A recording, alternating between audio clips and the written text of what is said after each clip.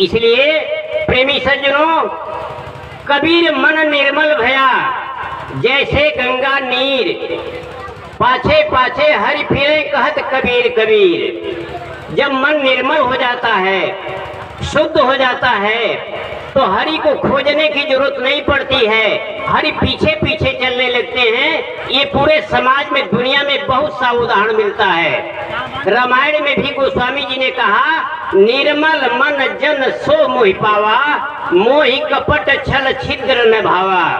कपट छल छिद्र मुझे नहीं भाता है, गुरु को नहीं भाता, भगवान को नहीं भाता है, इसलिए अपने मन को निर्मल बनाइए। ये पूरे सत्संग का उद्देश्य यही है। ये प्रतिवर्ष सत्संग होता है। कितने लोग बोलेंगे, जितनी बाणी कही जाएगी, सबका सार यही है कि आप अपने मन को निर्मल बनाइए, अपने कर्म को शुद्ध बनाइए। कबीर कमाई आपनी कभी न निष्फल जाए, बोए पेड़ बबूल का तो आम कहां से खाए। ये कबीर साहब का एकदम निर्णय है कि अपनी कमाई कभी निष्फल नहीं जाएगी। तो आप अच्छी कमाई करेंगे तो उसका परिणाम आपको अच्छा मिलेगा, बुरी कमाई करेंगे तो उसका परिणाम बुरा मिलेगा। इसलिए निर्णय आपको करना है। नहीं निर्णय कर पा रहे हैं तो सत्संग में आइए, संतों की वाणी सुनिए, आपको समझ आ जाएगा, विवेक आ जाएगा। आप समझने लगेंगे कि क्या करना चाहिए, क्या नहीं करना चाहिए। यही इसका सार है, यही उद्देश्य इस कार्यक्रम का है। हम आप अपने को समझ पाए, अपने बंधन को समझ पाए। पहले जानी स्वरूप को पाछे बंधन चीन, दो से परिचय भई तबही मोक्ष लखलीन। पहले अपने स्वरूप को जाना जाए कि मैं चेतन हूँ, अमल हूँ, अदाग हूँ, अजर अमर अखंड विनाशी हूँ। मेरे अंदर कोई विकार नहीं, चेतन के अंदर कोई विकार नहीं है। इंद्रियों के साथ में पढ़ के, समाज के साथ में पढ़ के विकार आता है। कभी कभी आपको अनुभव होता है मन कितना शांत रहता है, शांत रहता है, शांत स्वभाव जीव का है। यह जीव शांत स्वरूप ही है, बाहर प्रपंच में पड़ के उद्विग्न होके दुखी रहता है। कभी सुख में बहुत आह्लादित होता है, कभी दुख में विलखता है, और ये दोनों से परे एकदम शांति स्वरूप है। अपने स्वरूप को समझें और बाद में बंधन को पहचाने। जब बंधन पहचान में आ जाएगा कि सुरती बीड़ी गांजा भांग नशा हम खाते हैं, उसके लिए परेशान रहते हैं, और जिसको छोड़ देते हैं उससे मुक्त हो जाते हैं, एकदम निश्चिंत जीवन हो जाता है। ऐसे ही दोष दुर्गुण बुराइयां हैं, थोड़ा परहेज कीजिए, अपने जीवन में लाइए। लड़ाई झगड़ा करेंगे, युद्ध करेंगे, उपद्रव करेंगे, अशांति होगा जीवन में। इसलिए प्रेमी सज्जनों, अपने जीवन को शांत बनाने के लिए संतोष लाना पड़ेगा, थोड़ी सहनशीलता लानी पड़ेगी, परहेज करना पड़ेगा। हमारे अपने जीवन 72 साल के उम्र का यही अनुभव है कि जहाँ सुमति तहाँ संपत्ति नाना, और जहाँ कुमति तहाँ विपत्ति नाना। जहाँ सुमति है वही सब प्रकार की संपत्ति है, और जहाँ कुमति है वही विपत्ति का घर है। इसलिए अपने अंदर सुमति लाइए, क्षमा रखिए, परहेज रखिए, तब जाके आपका जीवन सुखी रहेगा। प्रेमी सज्जनों, सदगुरु कबीर साहब से एक व्यक्ति ने और पूछा कि साहेब वो कौन सा धन मिल जाए तो और किसी धन की आवश्यकता न रह जाए।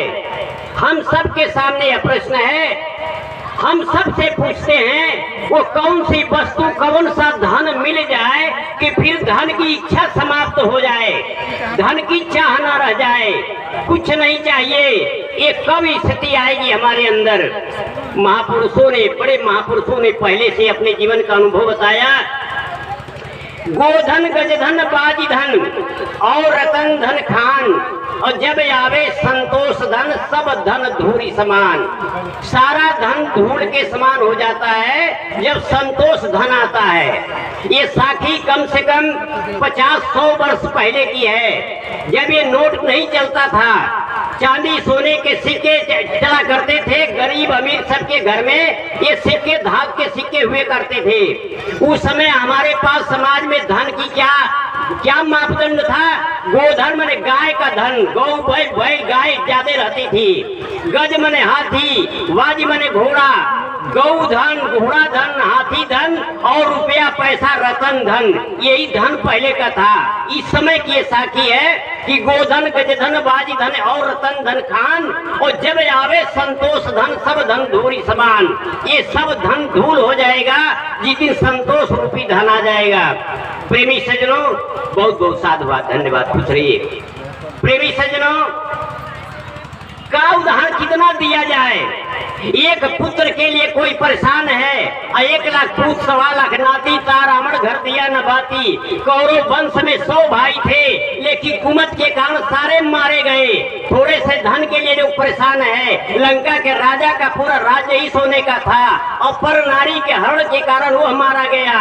युधिष्ठिर धर्मराज के अवतार कहे जाते हैं कि जुआ खेलने के कारण बर्बाद झेलना पड़ा और सारी दुर्गति हो गई, सारा कुरुवंश खत्म हुआ, लंका का सब रावण का वंश खत्म हुआ। जदकुल का वंश आज जहाँ भगवान राम और कृष्ण को भगवान माना जा रहा है। आप कीर्तन करते हैं, अष्टजाम करते हैं, रामायण पढ़ते हैं, पाठ करते हैं।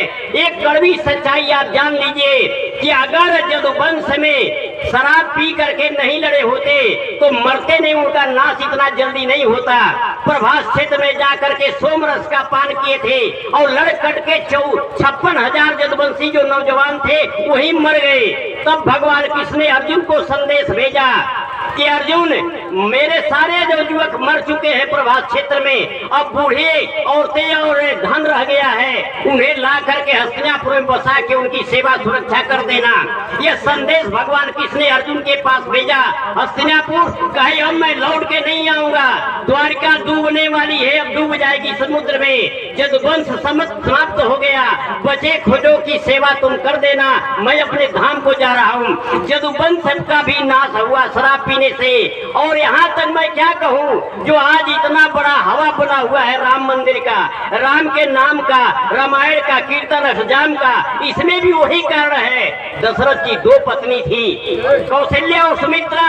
अगर इसी पर दशरथ रह गए होते, केकई के फेर में नहीं पड़े होते, तो केकई के पिता ने जो शर्त रखा था कि मेरी पुत्री से जो पुत्र होगा वही अयोध्या की राजगद्दी पर बैठेगा, यह बात केवल दशरथ और केकई जानते थे और गुरु विश्वामित्र जानते थे। और बाद में जब राम की राजगद्दी आई तो केकई को नहीं बताया गया।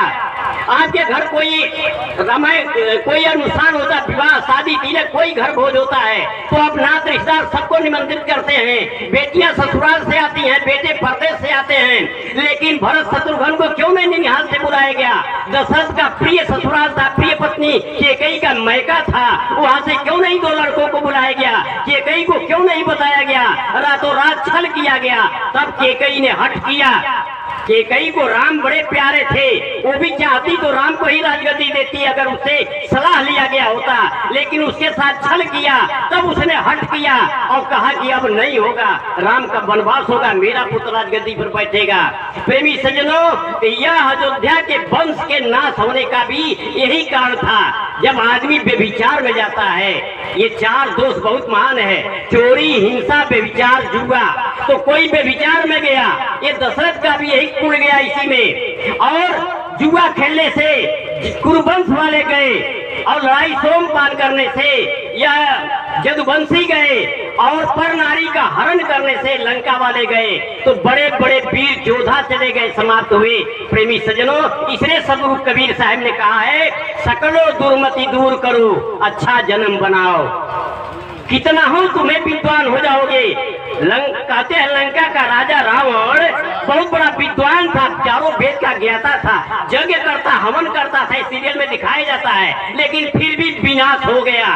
कंगन का पैर नहीं उठा सका, हनुमान की बात नहीं माना, अपनी धर्म पत्नी मंदोदरी की बात नहीं माना, और क्या उनके भाई संत रहे विभीषण की बात नहीं माना। राम के शांति दूत बन के हनुमान जी गए, हनुमान जी की बात नहीं माना। तो जब संत की बात नहीं मानी जाएगी तब क्या होगा? रामायण की चौपाई है, साधु अवज्ञा कर फल ऐसा, ध्यान दीजिए, साधु अवज्ञा कर फल ऐसा और जरे नगर अनाथ कर जैसा। साधु की अवज्ञा अवहेलना की जाती है तो उसकी यह दशा होती है कि जैसे उसकी नगरी जल रही, अनाथ की नगरी। नाथ मने स्वामी मालिक, किसी का घर जलता है तो स्वयं बुझाता है, गांव भर के लोग जुट जाते हैं, लोटा बाल्टी लेके के बुझाने, लेकिन पूरा गांव जलने लगेगा तो कौन किसका घर बुझाने जाएगा। सारे लोग घर छोड़ के गांव से सरे में भागेंगे। यह दशा लंका की हो गई, क्योंकि संत की बात नहीं माना, अपने भाई की बात, धर्म पत्नी की बात, आप भगवान के दूत शांति दूत हनुमान जी की बात नहीं माना। भगवान श्री कृष्ण शांति दूत बन के दुर्योधन के पास आए थे। अंतिम उपाय वही था और कहे कि हे दुर्योधन, ये तुम्हारे आधे राज्य के हकदार हैं, चचेरे भाई हैं, फिर भी आधा राज्य नहीं दो। ये 5 भाई 5 गांव की जिम्मेदारी दे दो और इसी से इनका गुजर बसर हो जाएगा। लेकिन दुर्योधन ने कहा कि 5 गांव कौन कहे, सुई की नोक भर जमीन मैं नहीं दूंगा। तब भगवान कृष्ण ने कहा कि अब तो विनाश होना ही है, महाभारत होना ही है। सब जिद हुआ भगवान कृष्ण को, और जब अर्जुन पीछे हट रहे थे तो बार बार उन्हें उकसाया। कृष्ण ने गीता के ज्ञान के नाम पर बार बार उन्हें कर्तव्य का ध्यान दिलाया कि ऐसे मूर्खों को छोड़ो मत। अन्याय के खिलाफ लड़ना, अधर्म के खिलाफ लड़ना भी एक धर्म है, एक विजय है। अहिंसा की रक्षा के लिए कभी कभी हिंसा भी करनी पड़ती है। और इतना कुछ बहुत उल्टा सीधा पढ़ा करके अर्जुन से युद्ध करवाई दिए, दुर्योधन को मरवा दिए। जानते थे भगवान कृष्ण बिना मारे कोई उपाय नहीं है। इसीलिए हमारे योगी सब महाराज कहते हैं जब ज्यादा जरूरत पड़े तो ठोक दो। आज जब इस पर सुप्रीम कोर्ट ने ऑब्जेक्शन किया तो कहा लंगड़ा कर दो, मत ठोको तो मारो, लंगड़ा कर दो जरूर, उसको ठीक से रहने न दो। यहाँ साधु की ज्ञान की जरूरत नहीं है, उपदेश से काम नहीं चलेगा, उपदेश से बेविचार नहीं खत्म होगा, ये बलात्कार नहीं खत्म होगा, घुसखोरी नहीं खत्म होगी, घोटालेबाजी नहीं खत्म होगी। इसलिए सबको दंड देना पड़ेगा। इसीलिए सभी महापुरुष कोई न कोई हथियार रखते हैं। बड़े औघरदानी है, बड़े दयालु शंकर जी हैं, लेकिन उन्होंने त्रिशूल रखा है। त्रिशूल से किसी को पूजा की जाती है कि घोंप दिया जाएगा। राम के पास सन्यासी बन के गए वनवास में, तब वो तीर धनुष लेके गए थे। इसकी जरूरत पड़ेगी, दुष्ट को समझाने से मानेगा नहीं तो मारना पड़ेगा। दुर्गा के हथियार में इतना हथियार है, सबके लोग कृष्ण जी के पास सुदर्शन चक्र है, सारे लोगों के पास अस्त्र शस्त्र रहा है। इसका मतलब यह है कि जब समझाने से नहीं मानेगा तो मारना पड़ेगा। अगर समझाने से रावण मार गया होता तो ये लंका के युद्ध नहीं हुआ होता, ये महाभारत नहीं होता जिसमें 14 छोड़ी सेना मारी गई। प्रेमी सज्जनों, ये हमारे जीवन में भी है। अगर हम लोग नहीं समझेंगे ये सत्संग से कोई लाभ नहीं होगा। कल जाएंगे एक बीता मेड़ की लड़ाई करेंगे, फौजदारी होगा, आप थाने में जाएंगे, कोर्ट में जाएंगे, कचहरी में जाएंगे, जेल में जाएंगे, सब दुर्गति होगी। इसलिए मेरा एक अनुभव है कि संसार में वही व्यक्ति सुखी है जिसके साथ 3 बातें हैं। पहली बात यह है उसके पास कोई असाध्य रोग नहीं है। एक मैं उदाहरण दे रहा हूँ, अभी हमारे परम पूज्य निष्ठा साहब जी आए हैं, उनसे थोड़ी देर बातचीत हुई है, थोड़ा 5 मिनट तक बातचीत हुई है। उन्होंने कहा, मैंने कहा मेरी उम्र 72 साल का है साहब, बहुत अफसोस दिखाई दे रहे हैं। ठीक है प्रेमी सज्जनों, वो व्यक्ति सुखी है जो उसके पास कोई असाध्य रोग नहीं है जिसके जीवन में, और दूसरा शर्त है उसके ऊपर कोई मुकदमा नहीं है। बहुत रुपया पैसा है लेकिन 10 की तरह मुकदमा है, चलते चलते पैर खींच जा रहा है। और तीसरी बात है उसके ऊपर कोई कर्ज न हो। बहुत रुपया है लेकिन 10 लाख कर्जा है, तगादे वाले आते हैं दे नहीं पाते हैं। एक मेरा जीवन है, 72 साल की उम्र में मेरे शरीर में कोई रोग नहीं है, 1 रुपया मेरे